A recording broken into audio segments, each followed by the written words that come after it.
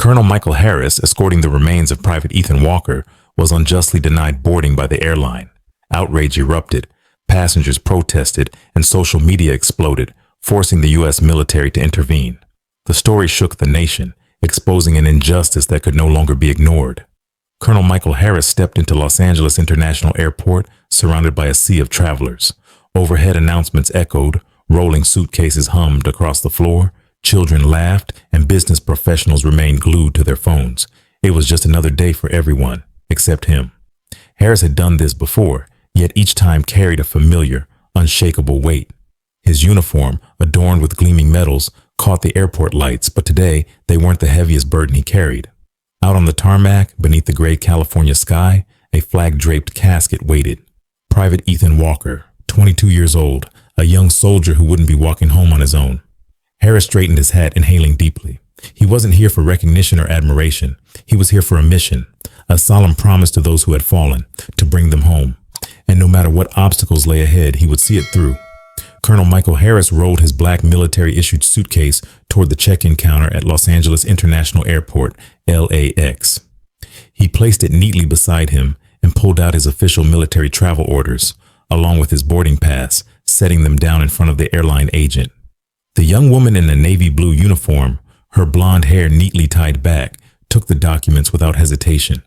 Her fingers moved swiftly across the keyboard, eyes fixed on the screen. At first it seemed like routine protocol, but then a flicker of hesitation crossed her face. Her brows knit together as she double-checked the documents. Then, in a subtle motion, she leaned toward her colleague at the next terminal, whispering something. The colleague, a middle-aged man with a loosened tie, glanced briefly at Harris before shifting his focus to the screen. Something was off. Harris had seen this before. He didn't know the reason yet, but he recognized the signs. Hesitation, murmured conversations, avoidance. 1 minute passed, then 2. Finally, the woman turned back, pressing her lips into a tight line before carefully placing the boarding pass back on the counter. Her voice was polite but unnaturally stiff. "I'm sorry, sir, but there's an issue with your ticket. We can't allow you to board at this time." Harris blinked once, inhaling slowly. His years of military service had taught him how to control his reactions. He had faced far more dangerous situations than this, but today he wasn't in a war zone. He was simply trying to bring a fallen soldier home. "What issue?" His voice was low, steady.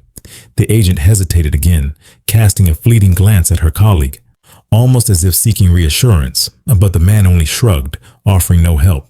Swallowing hard, she responded, "We're just following security regulations."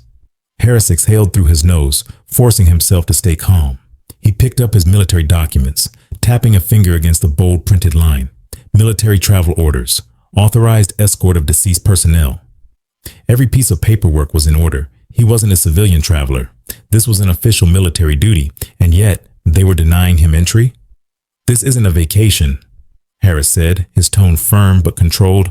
"I'm escorting the remains of Private Ethan Walker to Dallas." But the airline agent didn't budge. She forced another tight-lipped smile, one that felt robotic and empty. "I understand, sir, but unfortunately, we can't make any exceptions. It's policy." The air shifted.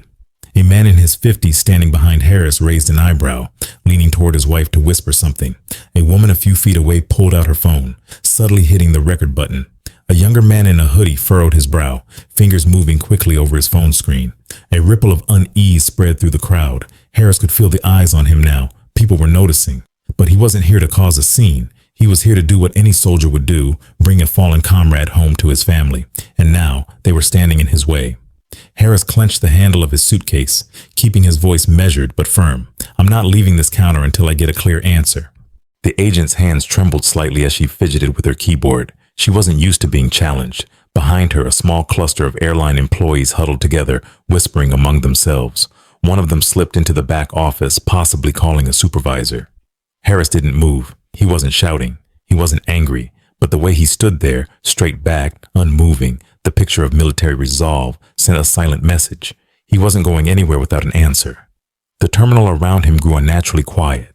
Conversations fizzled out. Passengers paused, their attention now drawn to the unfolding situation. And Harris knew this was only the beginning. The tension in Los Angeles International Airport, LAX, had shifted. The air felt heavier, charged with an energy that no one could ignore. Colonel Michael Harris stood firm, his jaw tight, his back straight in his crisp military uniform. The words from the airline agent still echoed in his mind. We're just following security regulations. What regulations? Who made them? Why? Harris wasn't the only one asking those questions. The people around him had started paying attention, and the silence didn't last long. A voice cut through the air, loud and furious. Do you even realize what you're doing? Heads turned toward the speaker, a middle-aged man in a USMC cap standing tall with squared shoulders, a Marine veteran. He took a step forward, eyes locked on the airline agent. This is a disgrace. A fallen soldier is being escorted home, and you're stopping the man responsible for making sure he gets there. Who gave you the right to do this? The crowd murmured. A ripple of unrest began spreading. A young woman, barely in her 20s, held up her phone, tapping live on Facebook. She panned the camera from Harris to the airline staff, her voice shaking with anger. Are you all seeing this? A U.S. Army colonel is escorting the remains of a fallen soldier, and they're denying him a seat? This is how we treat our military? A young man in a hoodie pulled out his phone and fired off a tweet. His fingers flew over the screen. This airline just denied a U.S. Army colonel his flight while he was escorting a fallen soldier home. This is how we treat those who serve? Within seconds, the tweet exploded. Hundreds of likes, thousands of retweets. The firestorm had begun. The passengers were no longer just bystanders. An older woman shook her head, gripping her husband's arm. This isn't right. A younger man climbed onto a chair, shouting, She's live streaming this. They think they can stop it? Not a chance. A businessman in a tailored suit frowned, shaking his head. I've never seen anything this disgraceful. Social media ignited. Hashtag #LetTheSoldierFly appeared on Twitter. Within 10 minutes, the Facebook Live video had over 1 million views. The tweet from the young man had 50,000 retweets and climbing. The news was spreading fast. Veteran advocacy groups, reporters, and even politicians started taking notice. A U.S. senator, a former military officer, tweeted almost immediately, a soldier's remains are being escorted home and the airline refuses to let his escort board? I expect answers. Now. The airline was losing control. Employees at the check-in desk exchanged panicked glances. One of them, hands shaking, grabbed a phone and sent a message, probably to a supervisor, but it was already too late. A man in the crowd raised his voice. Show of hands. Who here thinks Colonel Harris deserves a seat on this flight? A thunderous response echoed through the terminal. We do. The passengers were no longer watching. They were taking action. A group of travelers pulled their luggage away from the check-in line, declaring they would cancel their flights in protest. A woman raised her phone, pointing it directly at the airline agent. Do you have anything to say? Because if not, millions of people online will say it for you. The dynamic had shifted. Harris remained silent. He didn't need to speak. This storm wasn't started by him, but now nothing could stop it. Behind the check-in counter, an airline employee hurried into a back office, probably calling a higher-up. But at this point, even corporate executives wouldn't be able to contain the fire. A hashtag had just hit Twitter's #1 trending spot. #LetTheSoldierFly. The nation was watching. The situation spiraled out of control. The airline employees were completely overwhelmed. The young woman at the check-in counter took a step back, her hands clasped tightly, her face pale as she watched the anger rising in the crowd. One of her colleagues rushed into the back office, likely calling a supervisor. Another staff member held a phone to his ear, whispering urgently, but no matter who they called, no one could stop what was coming. The energy inside the terminal shifted. Passengers were no longer just bystanders, they were taking action. A group of travelers ripped up their boarding passes, vowing not to board in protest. A woman, her face flushed with anger, called a news station right from the terminal. I'm at LAX, and there's a massive scandal happening right now. A U.S. Army colonel is being denied a flight while escorting a fallen soldier. You need to cover this now. A young man in a hoodie, still holding a cup of coffee, hurled it at the airline's logo on the check-in sign.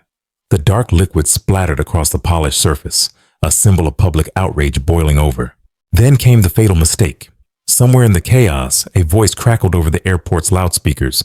A frazzled airline employee, unaware the microphone was still on, muttered something under his breath, but it was broadcast loud and clear. We don't have time for this nonsense. Boom! That was the ignition spark. The crowd erupted. A Marine veteran, one of the first to speak out, ripped his USMC cap from his head and slammed it onto the floor. No time! This is a fallen soldier, and you call this a nuisance? There was no containing this now. Angry voices echoed across the terminal. They're blocking a U.S. Army colonel. Let him on the damn plane. Respect our soldiers. The airport was on the verge of chaos. Social media exploded, live streams capturing the moment spread like wildfire. On Twitter, the hashtag number "Let the Soldier Fly" skyrocketed to the #1 trending spot within minutes. News outlets began picking up the story before the airline could even attempt damage control. Then came the police. 2 uniformed officers stormed into the check-in area, their hands hovering near their holstered weapons. One of them, a tall, broad-shouldered sergeant, raised his voice over the crowd. "Everyone needs to remain calm. If this escalates further, we will have to clear the area." But no one backed down. Instead, dozens of phones shot up into the air. Cameras pointed directly at the officers. This wasn't just a scene at the airport anymore. This was a national spectacle. The airline wasn't just facing angry passengers. They were facing all of America. And this was only the beginning. And then silence. A deep, authoritative voice boomed over the airport's PA system. Not a routine flight announcement, but something far more commanding. "Colonel Michael Harris, please proceed to Gate 4. Special transportation has been arranged for you." The entire terminal froze. The angry shouts, the murmurs of protest, the heated discussions all came to an abrupt halt. Airline employees stiffened, eyes darting around in confusion. Who had just made that announcement? Then, outside the massive glass windows of the terminal, a convoy of military vehicles appeared. Flashing red lights reflected off the airport's polished floors. A black military SUV led the formation, flanked by 2 Humvees, pulling up right in front of the VIP entrance. The doors swung open, and then they stepped out. Uniformed soldiers. They didn't move quickly. They didn't need to. Their presence alone was enough to change everything. Their faces were unreadable, their posture unshakable. And then, the terminal doors opened. A man stepped in. Major Nathaniel Brooks, a high-ranking officer from the Pentagon. His uniform was immaculate, his expression unreadable. He didn't look around, didn't need to assess the situation. He already knew exactly what had happened. Each step he took across the airport floor echoed with authority. When he reached the check-in counter, the airline employees fell silent. They stood motionless as if frozen in time, and then he spoke. "This situation has been reported to the Department of Defense." His voice was firm, controlled, but there was no room for argument. He slowly turned his gaze to the stunned airline employees, then pointed directly at them. "Colonel Harris will not be flying with your airline." A tense silence followed. The lead airline supervisor, a middle-aged man in a pressed suit, opened his mouth to protest, but no words came out. Brooks continued, each word carrying the weight of command. "We will be handling his transport ourselves." And that's when the airport erupted. A thunderous round of applause shook the terminal. A businessman threw his fist into the air, shouting, "That's right." An elderly woman clutched her husband's arm, whispering, "Justice just walked in." A group of veterans in the back slapped their hands together, as if celebrating a battle won. Then the chant started, "Let him go. Respect our soldiers. This is how you treat those who serve." Social media exploded. Again. A single tweet emerged, showing a photo of the military convoy outside the airport. "The Pentagon doesn't let their own get treated like this. Let the soldier fly." On Facebook Live, millions were watching. Major Brooks didn't acknowledge the commotion, didn't react to the stunned expressions or the sheer force of public outrage. He simply turned to Colonel Harris and gave him a single, firm nod. No explanations, no apologies from the airline, just action. And in that moment, the military took back control. No more shouting, no more chaos, only silence. At Dallas-Fort Worth International Airport, the golden glow of the late afternoon sun stretched across the tarmac as the C-130 military transport aircraft came to a slow stop. When the cargo doors opened, a line of uniformed soldiers stood at attention, waiting to receive their fallen brother. Amid the quiet solemnity, Colonel Michael Harris stepped down, his face calm, but his eyes heavy with thought. After everything that had happened, the mission was finally complete. On the edge of the tarmac, Ethan Walker's family stood waiting. A mother clutched a small handkerchief, her eyes red but unwavering. A father standing tall, his shoulders subtly shaking as he looked upon the flag-draped casket of his son. Harris said nothing. He only bowed his head, placing a firm hand on the American flag, a silent tribute. This moment wasn't about him. It was about the young soldier who never made it home. The press had gathered, but Harris wasn't looking for cameras. He didn't need recognition. He didn't need media attention. But then a reporter stepped forward, microphone in hand. She didn't ask about the public outrage or the scandal with the airline. She asked just one question. "Colonel, after everything, what weighs on you the most?" Harris paused for a moment. Then he looked straight into the camera. If no one had recorded it, Would I still have been stopped? The answer didn't need to be spoken, because everyone already knew the truth. His voice was steady, not angry, not bitter, just an undeniable reality. Justice shouldn't depend on luck or public attention. It should be the standard. A simple statement, but one that made America stop and think. On social media, the story had become more than just a trending topic. It was now a turning point in military and airline history. This wasn't just a mistake at an airport. This wasn't just a dispute over a flight. It was a wake-up call, a lesson in honor, a reminder that justice is not negotiable. The airline had lost. At the check-in counter, airline employees stood frozen, their faces pale. The supervisor, once full of authority, now avoided eye contact, his hands gripping the counter. The airport police, despite being present, didn't dare intervene.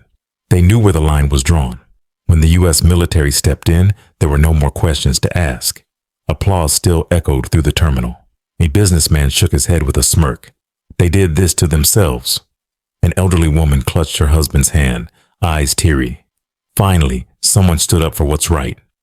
A younger veteran tightened his fists, nodding at Harris with newfound respect. But Harris's response was what truly mattered. Major Nathaniel Brooks stepped forward, handing him a first-class ticket on a commercial flight. A last-ditch effort by the airline to salvage their reputation. Harris glanced at the ticket, then looked up. His eyes were calm, but his voice was firm. I don't need special treatment. I just need respect. Another wave of applause erupted through the terminal. Social media exploded once again. A video capturing the moment racked up over 1 million likes on Twitter within hours. This is what leadership looks like, Ashley. Let the soldier fly. While the airline scrambled for damage control, the military had already taken action. On the tarmac, a C-130 military transport aircraft sat waiting. A convoy of military vehicles escorted Harris through a private security gate where a formation of soldiers stood at attention, saluting as he arrived. He climbed the steps to the aircraft without looking back. He had only one mission left: bring Ethan Walker home. Minutes later, the C-130's engines roared to life, lifting off the runway and disappearing into the Texas-bound sky. But on the ground, the fallout for the airline was just beginning. Within hours, the story had spread nationwide. CNN, Fox News, and NBC all covered it. Veterans organizations called for a boycott. The airline's stock plummeted 15% in 24 hours. A major veterans group filed a lawsuit, accusing the airline of discrimination. The pressure on the airline's CEO was immediate. 3 days later, a corporate video was released. The airline's CEO sat stiffly before the camera, his voice strained. We deeply regret the incident that occurred at LAX.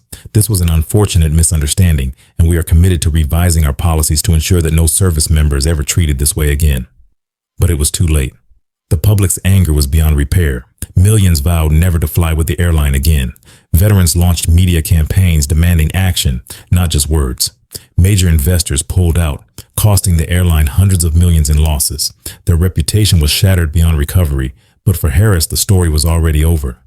At Dallas-Fort Worth International Airport, he stood in silence next to a flag-draped casket. No cameras, no reporters, just the Walker family and a promise fulfilled. Respect should never be conditional. It should be the standard.